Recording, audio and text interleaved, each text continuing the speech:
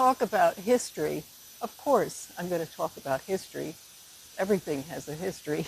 So I'll get into it. The thing I won't get into is recommending any kind of painting medium because you probably have your own favorite if it's working for you. So this is what we all go by, something that we enjoy, something that works for us. So I'll begin with the color wheel, which gives you sort of an idea, but I'm going to get right away into what I want to tell you, and we can take it from there. I thought I'd give you a little idea of some of the things I've done. I've enjoyed, I'd say, probably from the late 80s, doing some collage once in a while. I tend to paint, I think, pretty realistically. And as I'm getting on in years, I want to do something that isn't quite so precise. And this is a collage I've done, probably did this about 5, 6 years ago. And I call it House on a Hill.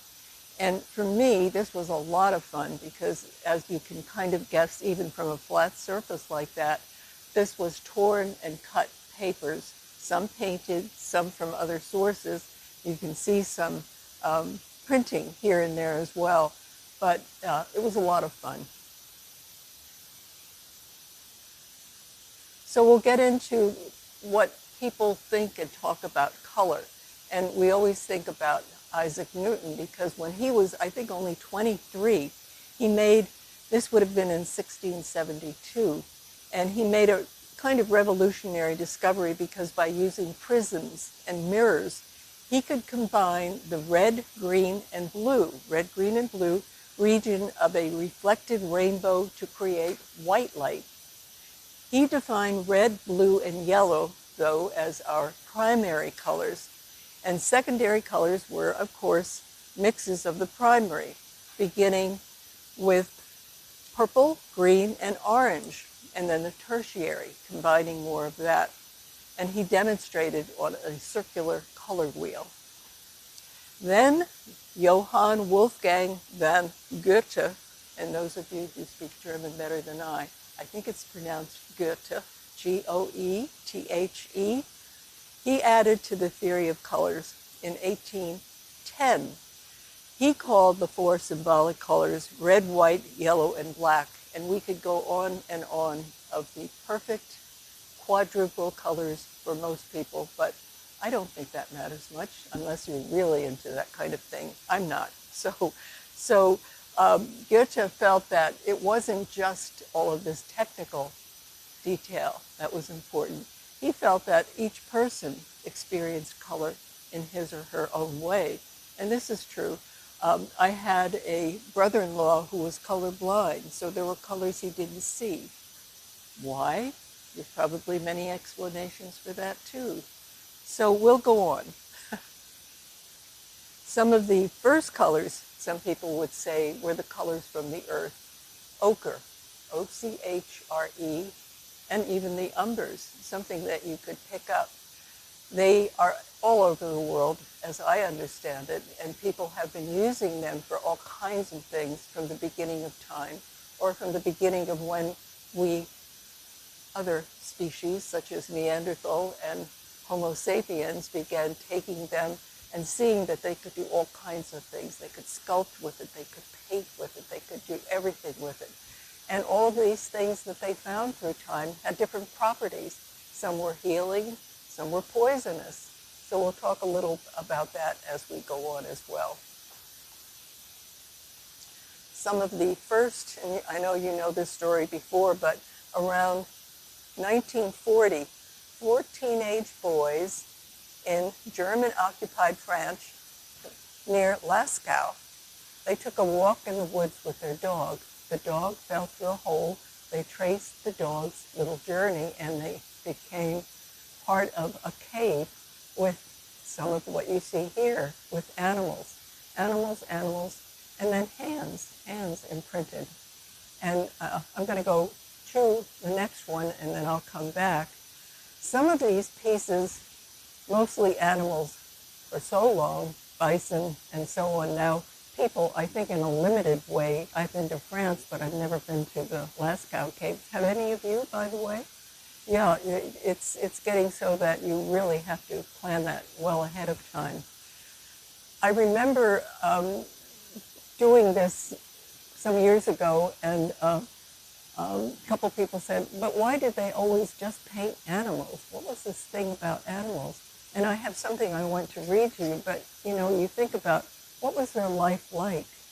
Of course they were seeing one another, but the animals did have a hand in what they were doing. They either needed the animals for meat or eating, or they realized that the animals were stronger than them.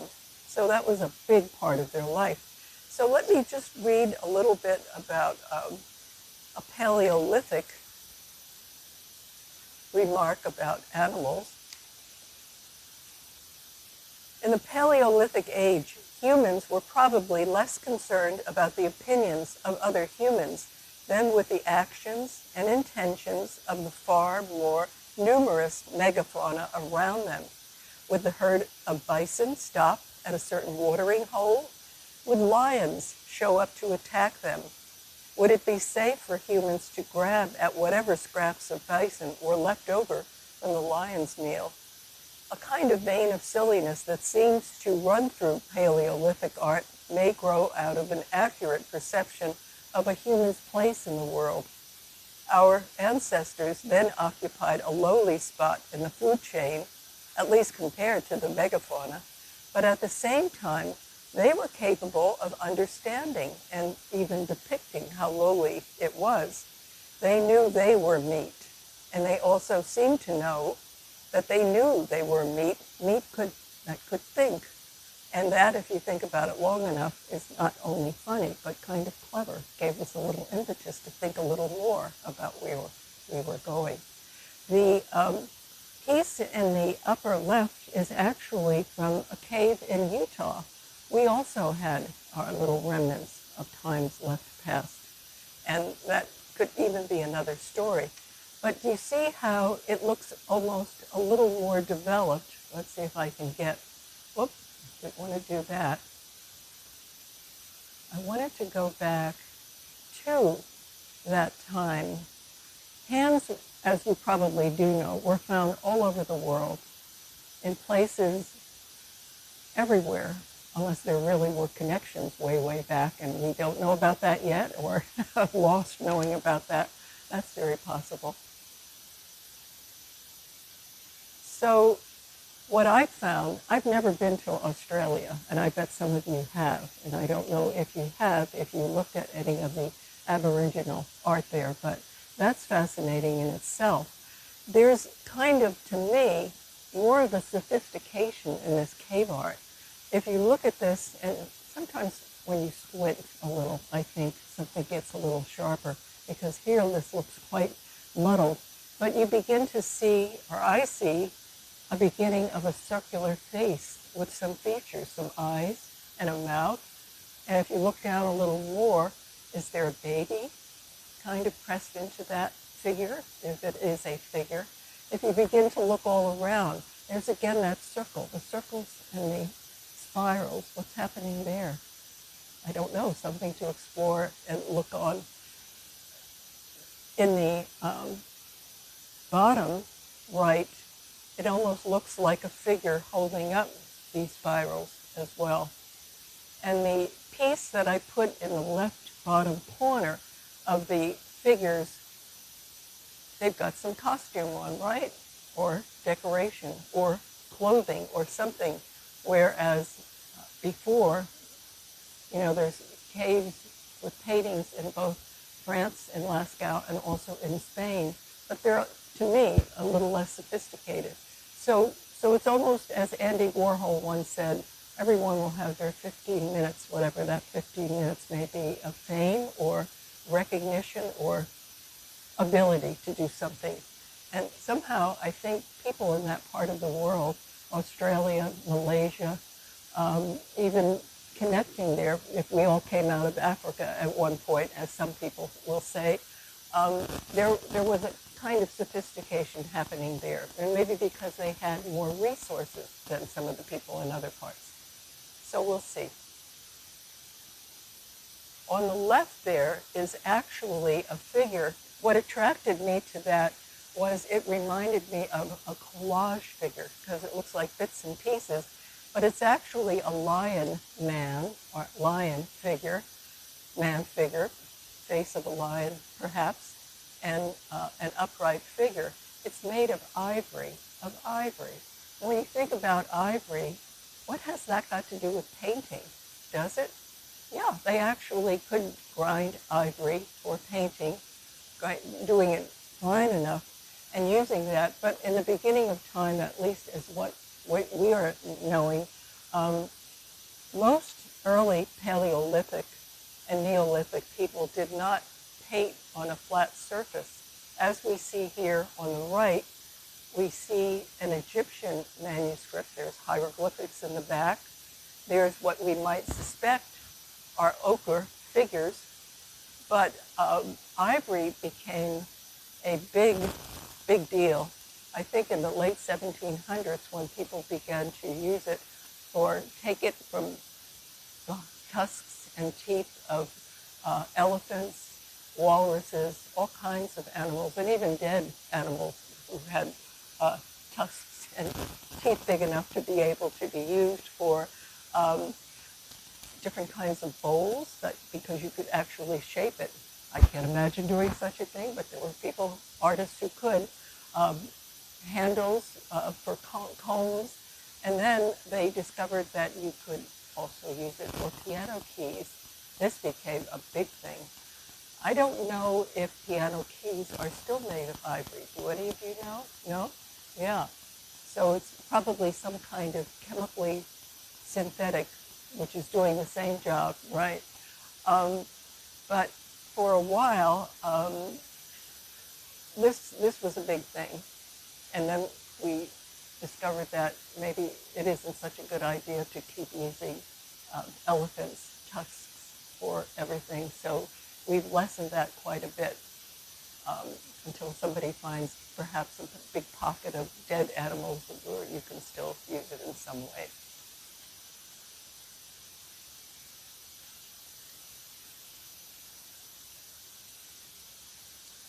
So people have also decorated themselves, and here we're looking at several. We see on the lower left a bust of Queen Nefertiti, and this is also when humans began using cosmetics and makeups very precisely on their face. We see an American Indian on the upper left, and we see, obviously from today, someone in Australia dressing as an Aboriginal artist. And on the left, on the right, we see a, I think it's titled Hunan woman. This would be from East Africa. Her color is actually made with a paste of ochre and buttermilk, of all things. It creates somehow not just a barrier from insects and things like that, but people use it as a sign of beauty as well, as we might with cosmetics today, or as people in different parts of Europe coloring their face with lead white materials because they thought it was beautiful, and some of them dying very young because it was also poisonous. So as we go through time, we discover all the opposites of what these materials can do. I thought I'd say a little bit about George Catlin, who is there on the left. He was the person who lived from 1796 to 1872. He was born in Wilkes-Barre. And I think what's interesting about George Catlin, or at least to me, and I hope to some of you, was that he did probably hundreds of paintings of American Indians as he went through this country. The story was, at that time, when you think about how different people come into different places, and there were still a lot of Indians here in Pennsylvania, in the Northeast as well. I think we had the Lenape Indians, and they also knew how to use paint and dyes, if not just for themselves, but for some of the things that they used as well. They knew how to put it on fabric and feathers. This is the chief and his wife and one of his daughters. And the story is that George Catlin's mother was actually kidnapped by some of the local Indians for a while and then released. And, you think about that as something when we move into an area where there's been people for a long time and we kind of find a way to take over, which isn't very nice, but we humans tend to do that all the time, right? And then they get pushed out of the way and our culture takes over. Good, bad, right, wrong, who knows? It certainly is what happens. And I think I'd just like to read another little thing that was happening during some of these times, during the life of George Catlin and his Indian painting. There was this thing that happened in 1836. And when he painted White Cloud, this was in Iowa. And shortly after that, the Iowas had signed several treaties ceding all their claims to the historical tribal lands because most Indians at that time could not read or write or speak English, so they had people doing it. And it's written here, this reduction of the tribe has been mainly caused by their association with and strict adherence to their white fathers and brothers to keep their treaties and the peace with all nations. It is a notorious fact that they have stood like squaws, with their bows unstrung and scalping knives and tomahawks buried, with a peace pipe in their hands until they have been killed or destroyed. Search at the mouth of the upper Iowa River. They see their dirt lodges or houses, the mounds and remains of which are all plain to be seen, the existence of which no nation can deny. And this was a speech attributed to one of the orators of the Iowas. So, doesn't matter, good, bad, right, wrong, it happens, and we still continue to let it happen, not knowing what to do to undo it. Another way people have painted their bodies was with tattoos, which goes back through time as well. Going back at least to 3,000 years BCE, there are now found at least 49 archaeological sites with humans buried with their tattoos still intact. I don't know much about tattoos. I don't have a tattoo. It doesn't bother me. Some people are really bothered by tattoos, and some people really want as much as you can see the lady on the right. First, just want to say the left piece is a drawing of tattoos circa 1590 from the Philippines, and this would have been by one of the European explorer artists who did that. And the woman on the right, her name is Artoria, A-R-T-O-R-I-A Gibbons, Artoria Gibbons, who was born in Portage City, Wisconsin. She has the Last Supper on her upper back, and she has George Washington nestled on her front. And she was born 1893, and through her life, she lived to be 89. And when she retired, she met her husband, who was a tattoo artist, and they moved west. And at that time, there were a lot of circuses, so she would go to the Ringling Brothers circuses and the Dime, D-I-M-E, Dime museums then, the sideshows, which were prevalent, what people did before television and gadgets of what we use today. So the little I know about what they used would have been black or colored inks, soot products, carbon black with polycyclic hydrocarbons. I don't know if any of you have tattoos, but the little I understand too is that they have to kind of set. You have to kind of let things settle in for a while. There are different kinds of methods you can do. But another way, we decorate ourselves.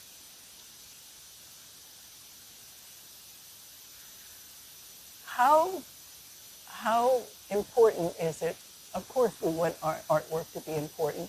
I worked in started out as Burke's Art in the art store frame shop in Reading. Bob and Lita Bowers had. I know some of you know Bob and Lita. Lita is still alive.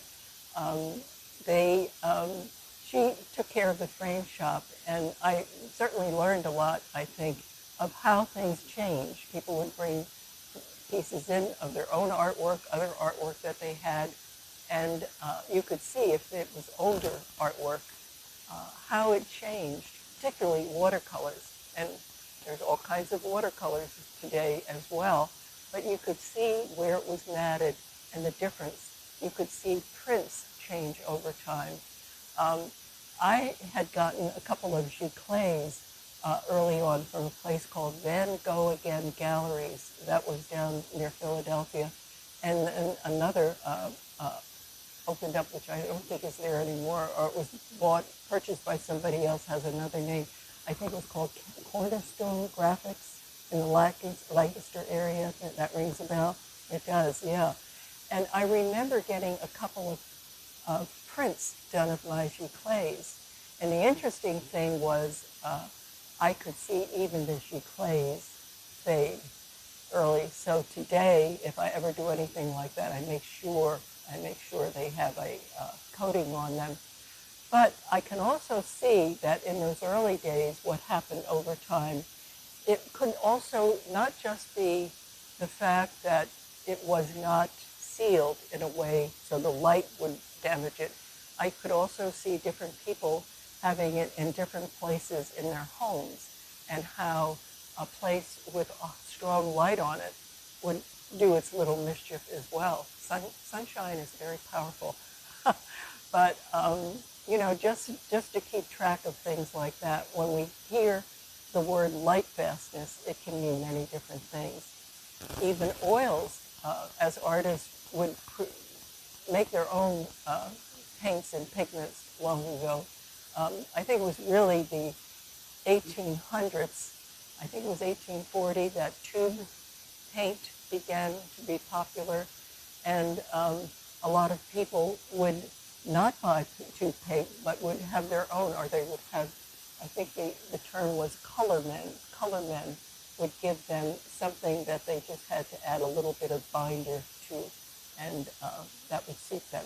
This also was the time of the Impressionists, where people were painting outdoors and doing all kinds of things. So time again does those things of changing. But this particular piece, this is a fellow named Thornton Dial, D-I-A-L, who was born in Alabama in 1928, and he died in 2016. And these two pieces, I just want to show you. The one on the right was done with coffee and cola. It's still around. It was displayed, exhibited at both the Met and the American Smithsonian Museum. The one just under him is titled Looking for Treasures. It was done in 2012. It's actually quite large. It's 36 inches by 48 inches. And in it is almost something that humans would have gotten from Earth and other places. It has wood shards, tin, rocks, broken glass on wood, and it doesn't show up very much, I would say. Right about there is an artificial flower. And things like that would have been incorporated, I guess, because when you think about maybe, if not the Chinese, not the Chinese, the Egyptians, doing painting on a flat surface, whether papyrus or skin or finally paper in different ways. This reminded me of something from early days. Is black a color? Why not? White's a color, right? So have here Robert Motherwell, 1915 to 1991, are his years. And Motherwell did several things, but he did an awful lot as an elegy to the Spanish Republic. This was in 1953, 1954. Did a number. I remember being in New York at the Museum of Modern Art and seeing tons of these black elegies. And then on the right we have Dürer, Albrecht Dürer, D-U-R-E-R, from 1495. And this title is Oriental Reader on his theme, on his throne. And this is in the National Gallery in Washington, D.C. So many ways this would have been done probably with a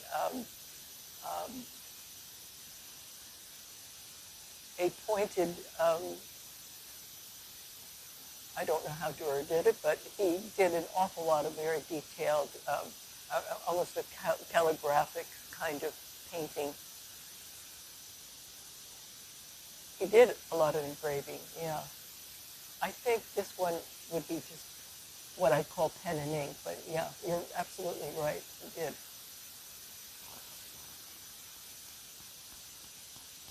So we'll get into some color, and here we have red, which would have been earliest red, I believe, was vermilion and crimson.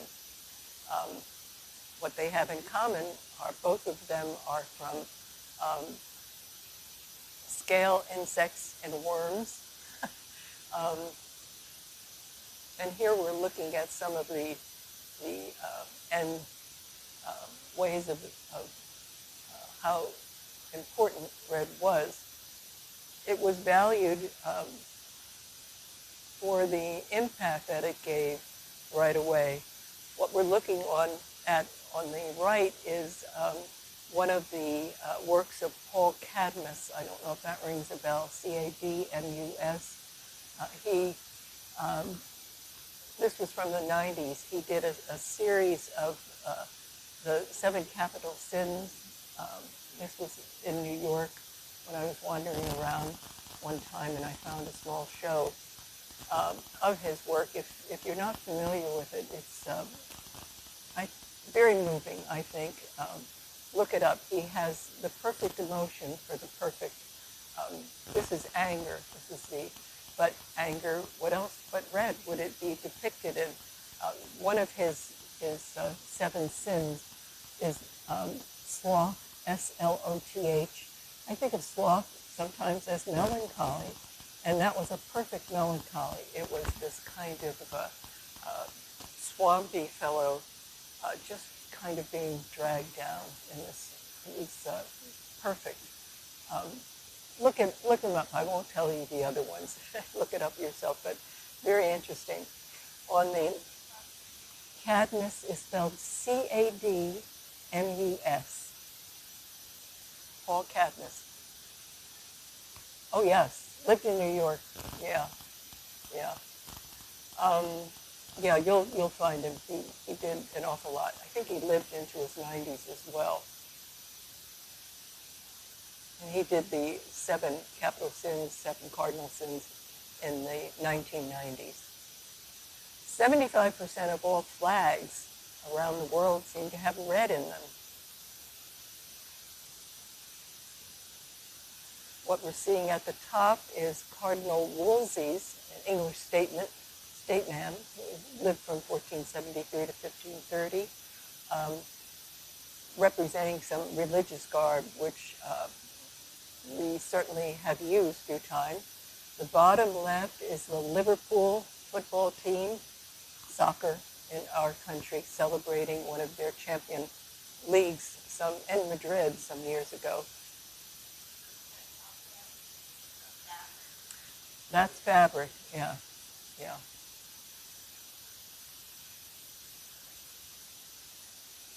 It's almost as if color or dyes would have come first in painting ourselves, or painting the fabrics, even the skins or furs, that we humans wore through time. Could be wrong.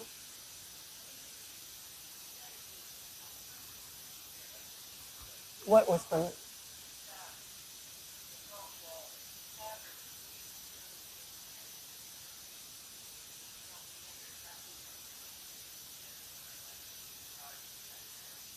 Oh, the red of... yeah, I have the dates. This would have actually been in medieval times or Renaissance times. But they were doing things like that before.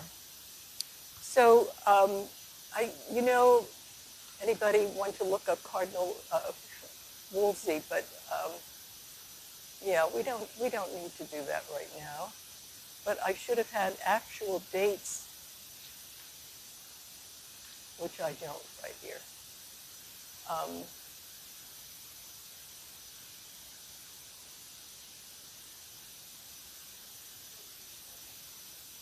thank you. Yeah.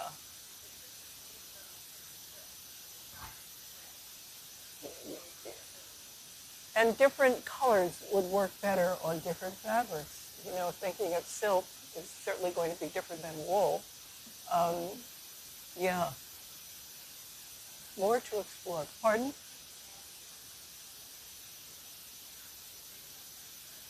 Well, but they did. They absolutely used different kinds of binders and fillers, peculiar things as well.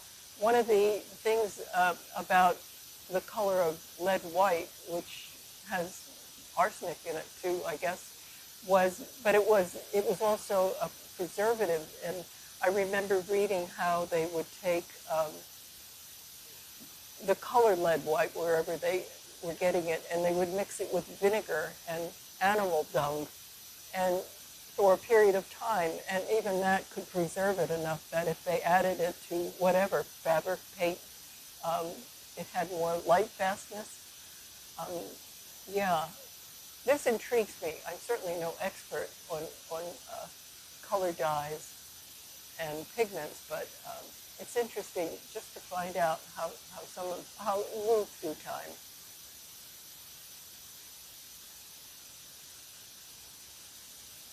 And here again we have the vermilion.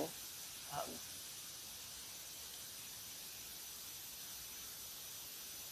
Here we have on the left, yeah, there's Cardinal Wolsey down there. And not only from bugs and insects, but red came from the earth as well, and that's what I was showing in the middle top there.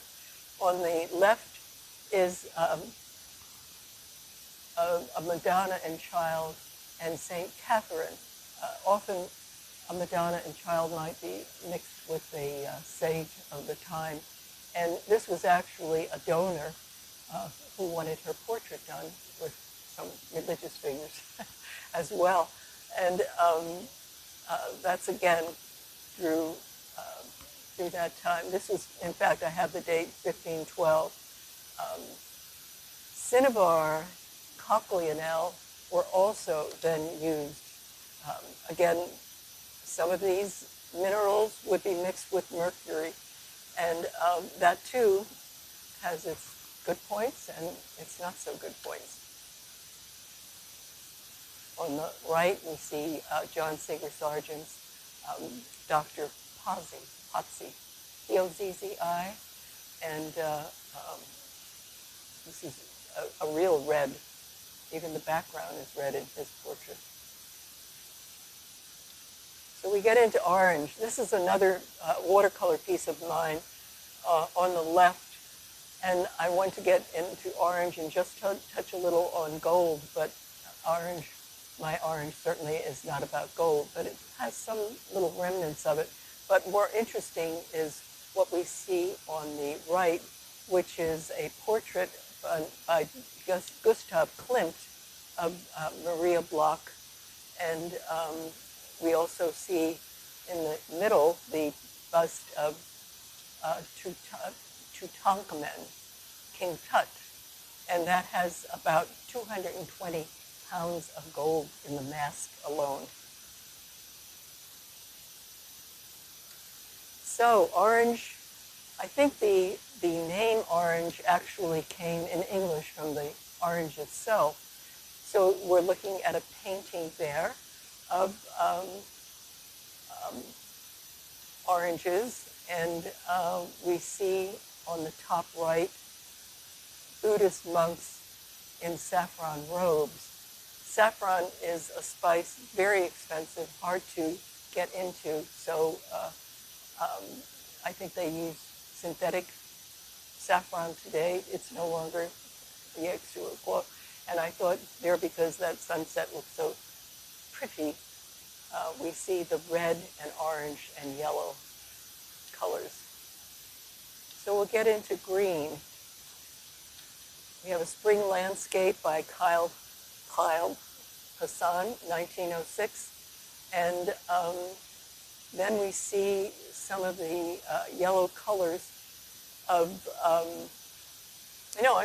Van Gogh flowers done with yellow. Pigment actually from the paint was from the urine of mango-fed cows to get particular yellows. J.M.W. Turner, who lived from 1775 to 1851, British, he loved yellow so much, and there you see two of his pieces with a lot of yellow in the center. And people, probably critics who either did not admire his work, felt that he may have been afflicted with jaundice because he used so much yellow. And then again on the right, we see The Kiss by Gustav Klimt. I love that piece.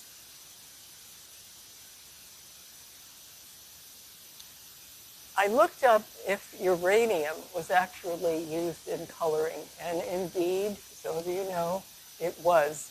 And what we're looking at here is it Fiesta cookware? Not cookware, but candlestick, an urn. Yeah, but though it's radioactive, it's not that harmful. Everything is in degrees. So you see here as well a piece painted in uranium by Charlotte Besnard. I didn't know this person when I found the artwork. I thought that was so interesting. She lived from 1855 to 1930, and in France. I just put a profile that I found of her because it was done by her husband, Paul Albert Besnard, in 1903. And the piece that she sculpted there, which I think is kind of nice on the right, she painted using some uranium, the orange and the yellow, and a bit of the flesh and the background have uranium, touches of uranium in them.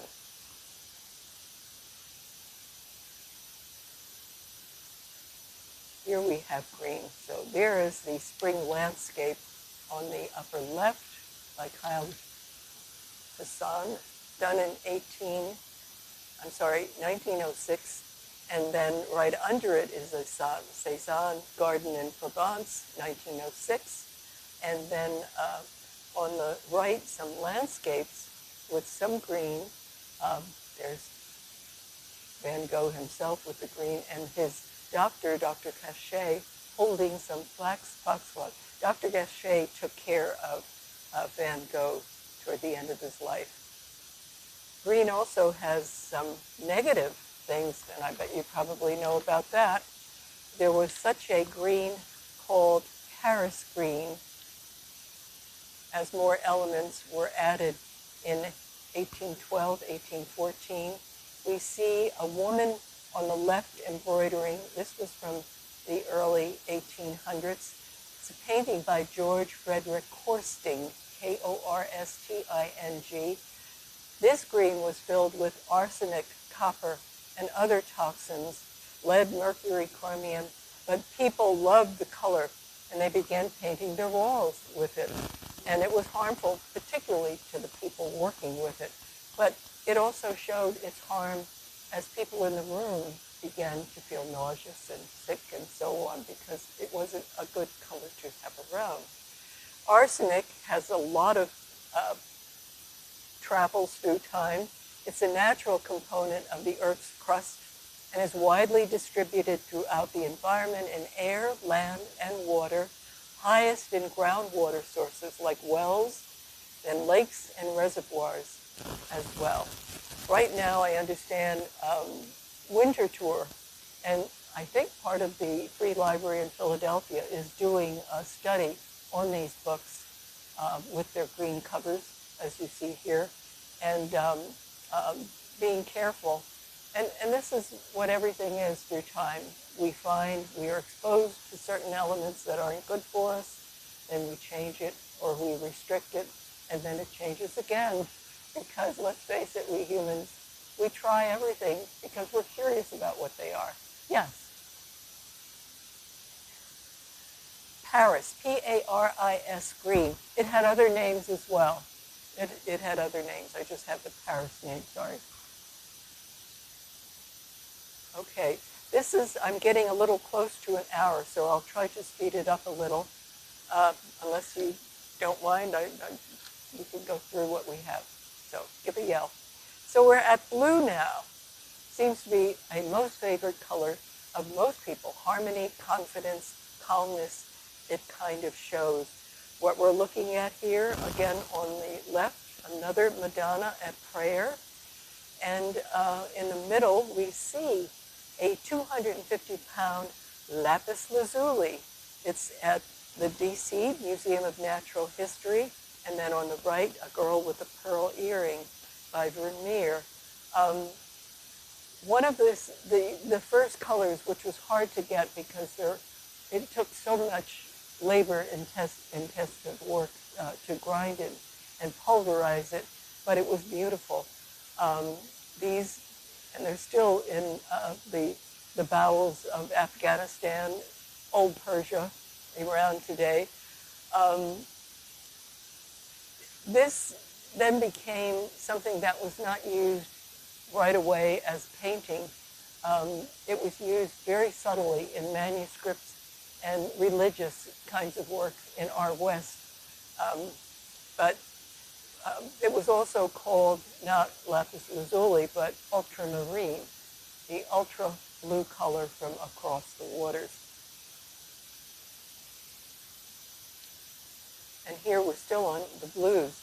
Titian, he loved his reds and he loved his blues, but this is titled Bacchus and Ariadne. This is in the National Gallery.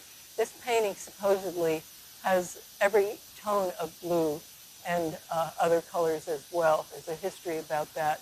And here we're looking at our Earth, not from this year, but from one of the past years, I think 2024, with what seems to be a blue, mostly blue color. Purple. I love this piece.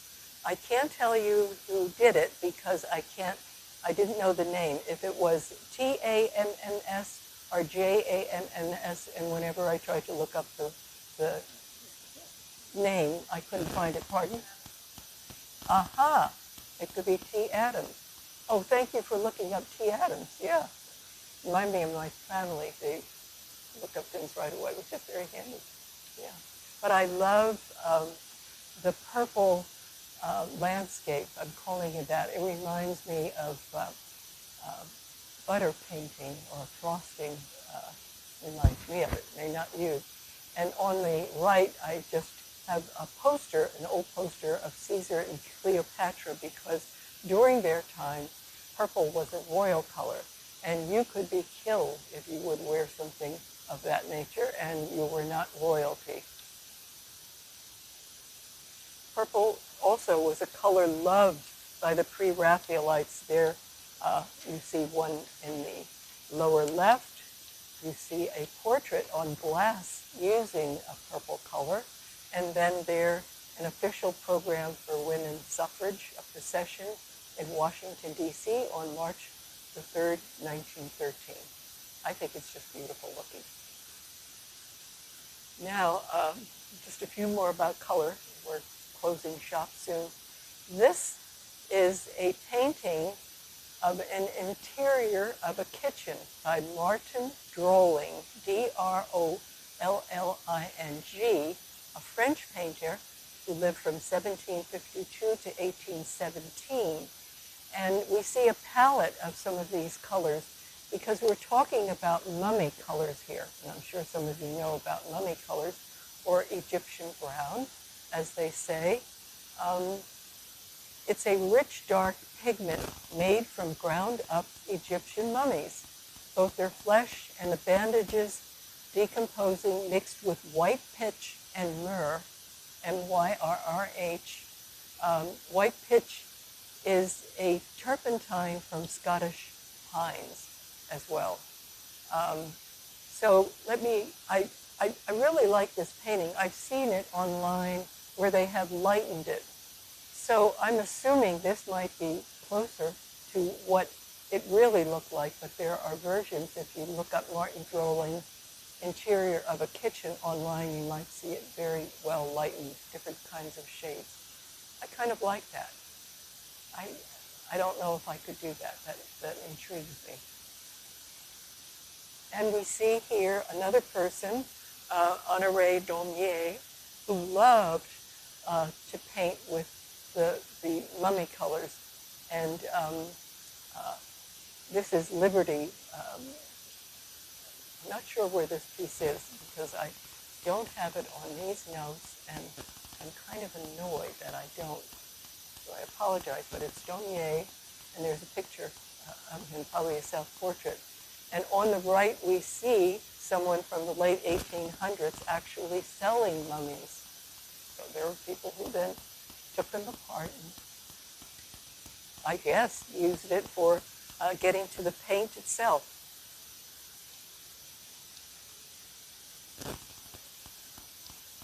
In Egypt, I have no idea. Certainly some of the royalty were. They were getting these from Egypt, by the way. Yeah.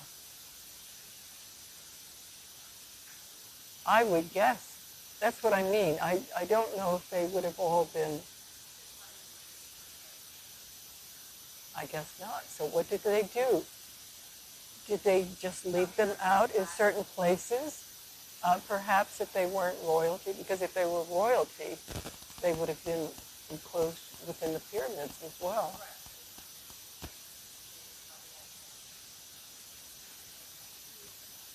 Yes, good question.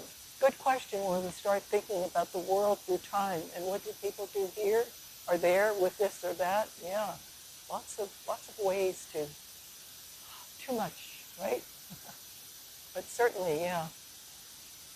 And then with color and pigment, what does Picasso do in 1937? Here we go, Guernica, and he used only black, white, and gray. And this is enormous.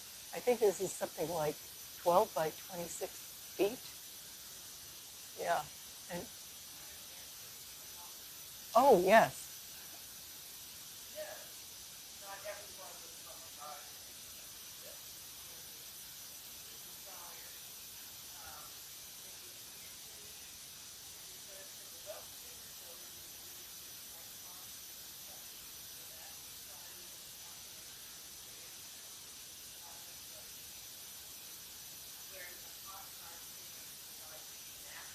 Ah, uh-huh.